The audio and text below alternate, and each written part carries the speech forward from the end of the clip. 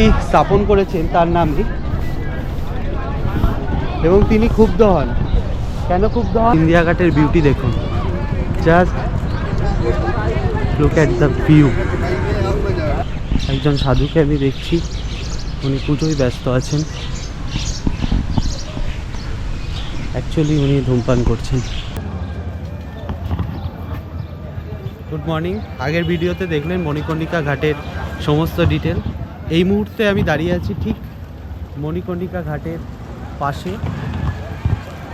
এই যে আমার সামনে যেটা দেখতে পাচ্ছেন, এটা হচ্ছে তারকেশ্বর মন্দির। এই যে তারকেশ্বর মন্দির, আর ওই চূড়াটা দেখতে পাচ্ছেন, ওটি হচ্ছে রত্নেশ্বর মন্দির। বলা হয়, কথিত আছে মাইথোলজিতে, যে এই দুটো মন্দিরের যে মাঝের জায়গাটি কিন্তু খুব পবিত্র হিসাবে মানা হয়।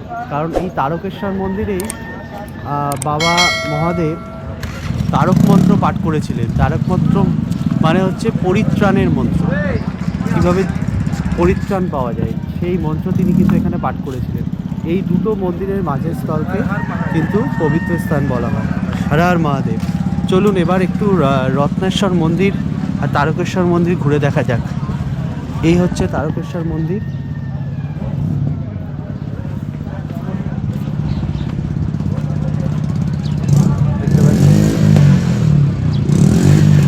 আর এর ঠিক পাশ দিয়ে আপনি চলে যাবেন রত্নেশ্বর মন্দিরের দিকে। রত্নেশ্বর মন্দিরে কিন্তু অন্য একটা গল্প আছে, বেশ ইন্টারেস্টিং। চলুন রত্নেশ্বর মন্দিরের দিকে যাওয়া যাক। এখানটা বেশ একটু দোকান বেশ কিছু রয়েছে, পূজা পাঠ, মুখ্য লাভের আয়োজন, পিণ্ড সব কিছু রয়েছে। মানুষজন স্নান করছে। এবার আমি আস্তে আস্তে রত্নেশ্বর মন্দিরের দিকে এগিয়ে যাব। রত্নেশ্বর মন্দিরের যে মাইথোলজিক্যাল স্টোরি আমি আপনাদেরকে শেয়ার করব। এটা জানি না আমি ঠিক যাচ্ছি কি। হচ্ছে রত্নেশ্বর মন্দির। দেখুন অদ্ভুতভাবে এই মন্দিরটি পিছনের দিকে হেলানো রয়েছে, রাইট? দেখুন, এর অন্যতম কারণ হচ্ছে, বলা হয় ইতিহাসে ঠিক 500 বছর আগে রাজা মানসিংহের মা রত্নাবাই, সেই রত্নাবাইয়ের নামে একজন নামহীন ব্যক্তি, যার নামটা কিন্তু ইতিহাসে পাওয়া যায় না, তিনি এই মন্দিরটি নির্মাণ করেন। এবং পরবর্তীকালে যখন রত্নাবাই জানতে পারেন যে ব্যক্তি এই মন্দিরটি স্থাপন করেছেন তার নামে, এবং তিনি ক্ষুব্ধ হন। কেন ক্ষুব্ধ হন? যেই নামহীন ব্যক্তি এই মন্দিরটি করেছিলেন, তিনি এই ভেবে করেছিলেন যে আমি তার মাতৃঋণ শোধ করছি, মানে রত্নাবাইকে তিনি তার মা ভাবতেন। কিন্তু এতে রত্নাদেবী খুব ক্রুদ্ধ হয়ে অভিশাপ দেন। সেই থেকে এই মন্দিরটির পশ্চাৎ অংশটা দেখুন একদম পিছনের দিকে হেলে রয়েছে। পশ্চাৎ অংশটা কিন্তু পিছনের দিকে রয়েছে। এখন যেহেতু গঙ্গায় জল কম, গ্রীষ্মকালের দিকে জল কিন্তু এখানে ভরে যায়, মন্দিরের তলা পর্যন্ত চলে আসে। দেখুন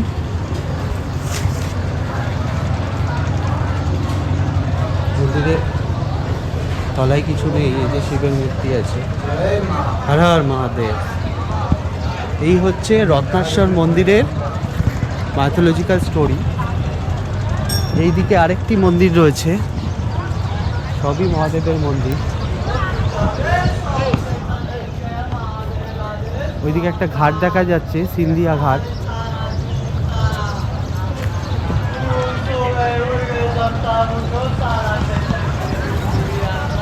बोलो बोलो बोलो बोलो बोलो बोलो। अरे ना बोलो बोलो, अच्छा लग रहा है, बोलो। अरे उधर उठाओ उन लोग को जो उसको। हाँ उठ गया, सब उठ गया, सब उठ गया।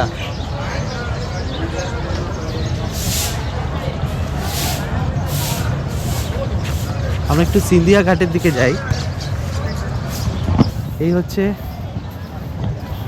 মণিকর্ণিকা ঘাটে কিন্তু বেশ কয়েকটি মন্দির রয়েছে। গুরু দত্তাত্রেয় বিষ্ণুচরণ পদুকা মন্দির, যা বারাণসীর ঘাসিটোলা অঞ্চলে সিন্ধিয়া ঘাটের নিকটে অবস্থিত। এটি একটি পবিত্র হিন্দু মন্দির যা ভগবান বিষ্ণুর চরণ পাদুকা বা পদচিহ্ন সংরক্ষণ করে। এই মন্দিরটি 24 ঘন্টা খোলা থাকে এবং এটি কাশী রেলওয়ে স্টেশন থেকে মাত্র 1.5 কিলোমিটার দূরে অবস্থিত। আপনি যদি এই মন্দিরগুলি পরিদর্শন করতে চান তবে সকালবেলায় যাওয়াই শ্রেয়, কারণ তখন ভিড় কম থাকে, পরিবেশ শান্ত থাকে। এছাড়াও স্থানীয় রীতিনীতি ও প্রথা মেনে চলা এবং স্থানীয়দের সঙ্গে কথা বলে মন্দিরগুলোর ইতিহাস সম্পর্কে জানা যায়। সিন্ধিয়া ঘাটের বিউটি দেখুন, just look at the view.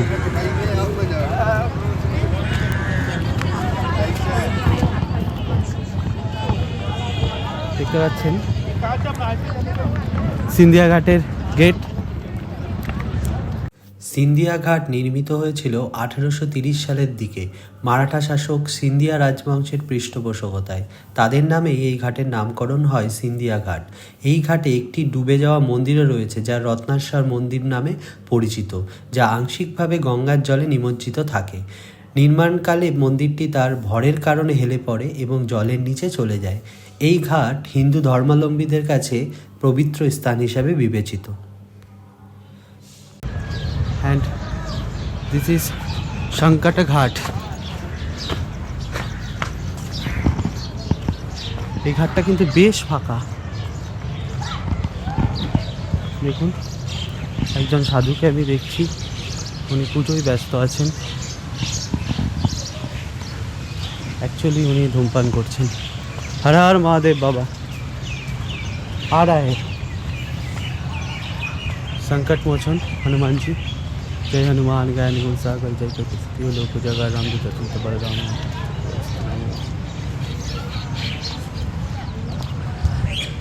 এই হচ্ছে গঙ্গা মহল। গঙ্গা মহল ঘাট বেশ সুন্দর। গঙ্গা মহলের উপরে দেখতে পাচ্ছি সম্ভবত মানুষজন থাকেন বা এটা হোটেল কিছু একটা হবে, কিন্তু এখান দিয়ে একটা সিঁড়ি গেছে। আই ডোন্ট নো আমাকে অ্যালাউ করবে কিনা, বাট লুক ভেরি নাইস।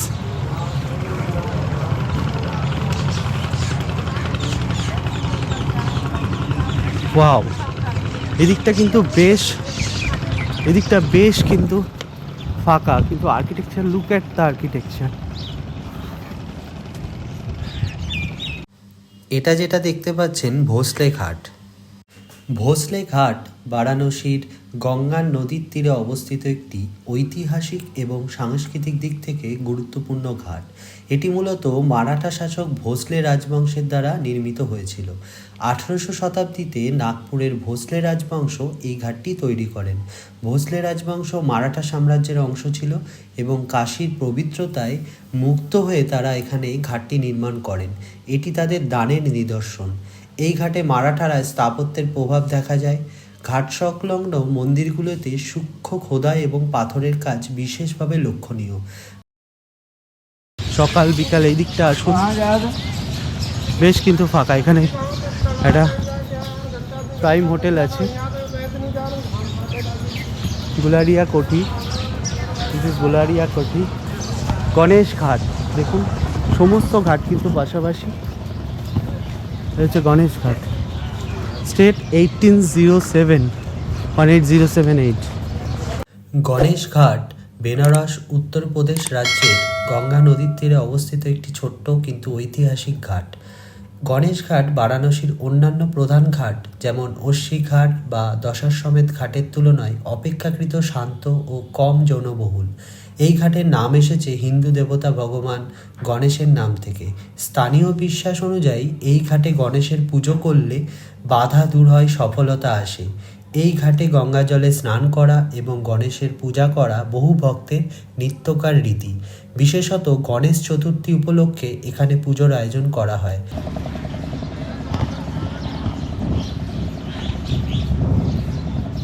তাহলে রত্নেশ্বর মন্দিরের, তারকেশ্বর মন্দিরের আপনারা স্টোরিগুলো জানলেন। পরবর্তী ভিডিওর জন্য ওয়েট করুন। আর অবশ্যই travelog.com চ্যানেলটিকে সাবস্ক্রাইব করুন, লাইক করুন, শেয়ার করুন। ভালো থাকবেন। হর হর মহাদেব।